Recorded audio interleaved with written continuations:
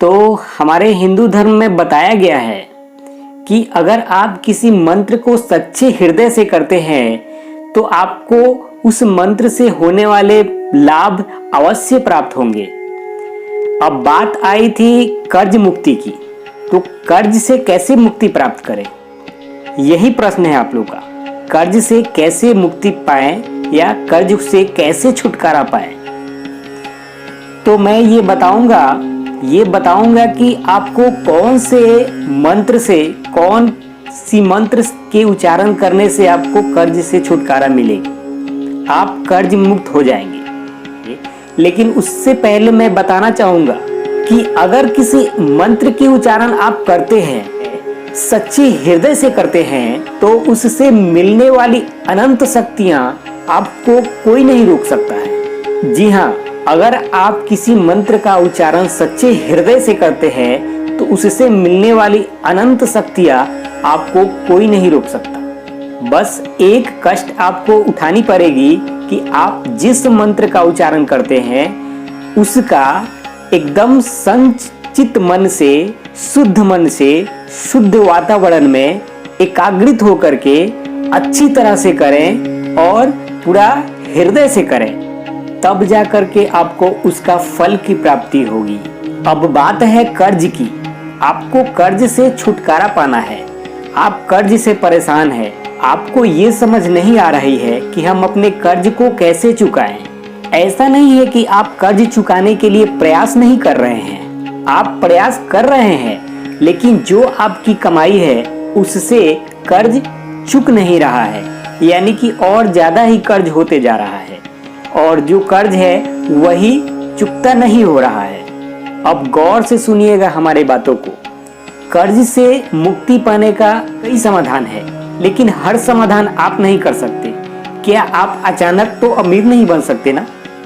आप अचानक धन इकट्ठा तो नहीं कर सकते जिससे कर्ज से मुक्ति पा लीजिएगा। आपको समय लगेगा, 2 महीने, 4 महीने, 6 महीने समय लगेगा, लेकिन आप आराम से अपने कर्ज से मुक्ति पा लीजिएगा, ये गारंटी है। देखिए, इस ब्रह्मांड में कुछ ऐसी शक्तियां हैं जिसको मंत्र के द्वारा अपने बस में किया जा सकता है, मंत्र के द्वारा उसको अपनाया जा सकता है। तो सुनिए, आपको क्या करना होगा। मैं भी आपको एक मंत्र ही बताऊंगा जिस मंत्र के जाप से आप भी अपने कर्ज की मुक्ति पा सकते हैं। तो बस आपको कुछ भी ऐसा नहीं करना है जिससे आपको परेशानी होगा, बस कुछ आदतें हैं जिसको अपना लेना पड़ेगा। सब लोग खाना खा के रात को आराम से सोते हैं, हर कोई सोने जाता है। बस एक चीज करना है, आप जब भी खाना खा करके थोड़ी देर टहल के आप बिस्तर पे सोने के लिए जाइए, तो बिस्तर पे जाने के बाद भगवान से प्रार्थना करना है, हे ईश्वर, आज मैं जो हूँ आप ही की कृपा से हूँ। हे ईश्वर, आज मैं जो हूँ आप ही की कृपा से हूँ और आगे जो भी मैं करूँगा आप ही की कृपा से करूँगा। और कहना है, हे ईश्वर, अगली सुबह मुझे ऐसी शक्तियाँ दें, मुझे ऐसी शक्तियाँ प्रदान करें कि मैं अपने जीवन में और भी कुछ अच्छा करूं। ध्यान से सुनिए, ये कहना है, हे ईश्वर, मुझे अगली सुबह ऐसी शक्तियाँ दें कि मैं अगली सुबह और भी कुछ बेहतर करूं। बस ये कहना है। और सोते समय एक चीज और कहना है कि हे ईश्वर, मेरे दुर्भाग्य का नाश करें। हे ईश्वर, मेरे दुर्भाग्य का नाश करें, मुझे मेरा सौभाग्य प्रदान करें। हे ईश्वर, मेरे दुर्भाग्य का नाश करें। हे ईश्वर, मेरे दुर्भाग्य का नाश करें, मुझे मेरा सौभाग्य प्रदान करें। और इतना कह के आपको सो जाना है और आपको ये निश्चित कर लेना है सोने से पहले कि मैं कल सुबह 4 बजे जग जाऊं। तो ये आपको कष्ट तो सहनी पड़ेगी।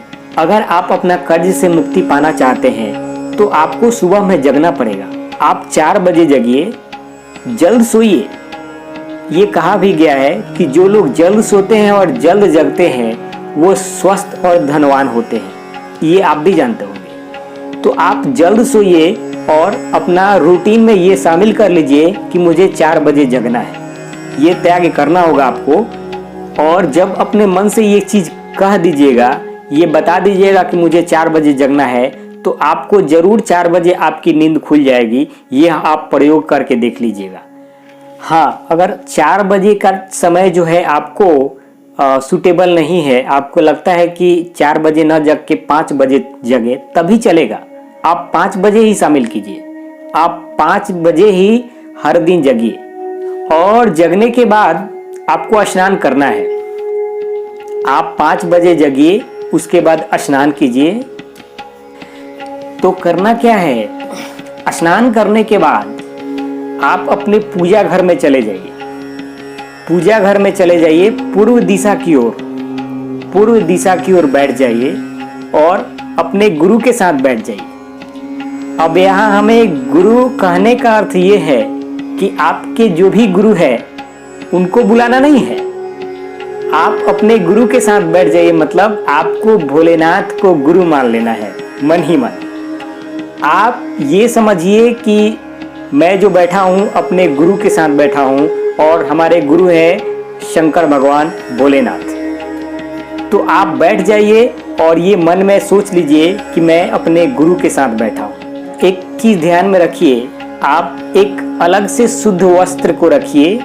हमारे कहने का मतलब है कि अगर आप मांसाहारी हैं तो आप कोई ऐसा वस्त्र रखिए जिस वस्त्र को धारण करने के बाद आपको ये मंत्र का जाप करना हो, और उस वस्त्र को फिर आप किसी अलग जगह पे रख दें, क्योंकि फिर आपको दूसरे दिन उस वस्त्र को धारण करके जाप करना होगा।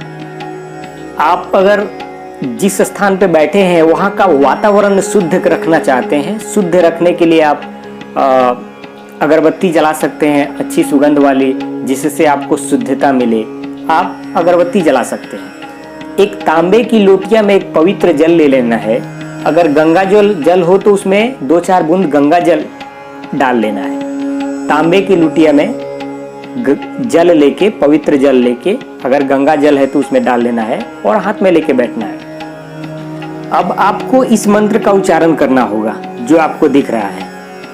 ओम अपवित्र पवित्रोवा, ओम अपवित्र पवित्रोवा, ओम अपवित्र पवित्रोवा, सर्वास्थागतोऽपि वा यः स्मरेत कुंडरीकाशम सह ब्रह्म्यांत्र शुचि।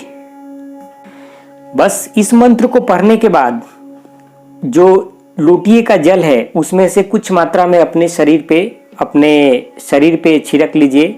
आप पवित्र हो गए।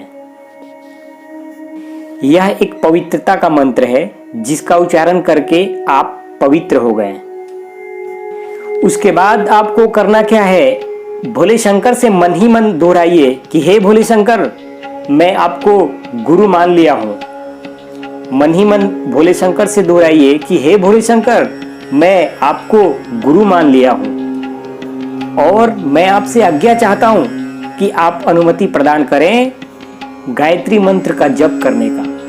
आप मुझे आज्ञा प्रदान करें गायत्री मंत्र का जप करने का, जिससे कि हमें सिद्धि की प्राप्ति हो और मुझे सुख समृद्धि की प्राप्ति हो। आप मुझे आज्ञा दीजिए। आपको ये शंकर भगवान से, भोलेनाथ से ये प्रार्थना करनी है। उसके बाद अब आप थोड़ी सी जल अपने दाहिने हाथ में लीजिए और ईश्वर से कहिए, हे ईश्वर, मैं आपके चरणों में हूं, मुझे बुद्धि प्रदान करें, मुझे कष्टों से दूर करें, हमारे घर के समस्याओं को दूर करें, हमें कर्ज से मुक्ति दिलाएं। आप उस समय ये समझ सकते हैं कि ईश्वर आपके समक्ष बैठे हुए हैं। आप साक्षात ईश्वर से बता रहे हैं अपना दुख, आप ईश्वर को बता सकते हैं और आप ये मान लीजिए कि ईश्वर हमारे सुन रहे हैं। हम जो बता रहे हैं, हम जो कह रहे हैं, वो साक्षात ईश्वर बैठ के हमारी बातों को सुन लीजिए। ऐसा आप अनुभव कीजिए। बस आपको ये अनुभव कर लेना है कि हम जो कह रहे हैं, हमारी बातों को ईश्वर ने सुन रहे हैं और सुन ली है। उसके बाद आपको गायत्री मंत्र का जप करना है 108 बार। 108 बार गायत्री मंत्र का जप करना है। बस तो अब आपको शांत दिमाग से स्थिर होकर के ये गायत्री मंत्र का जप करना है। आप इसको नोट कर सकते हैं, याद कर सकते हैं।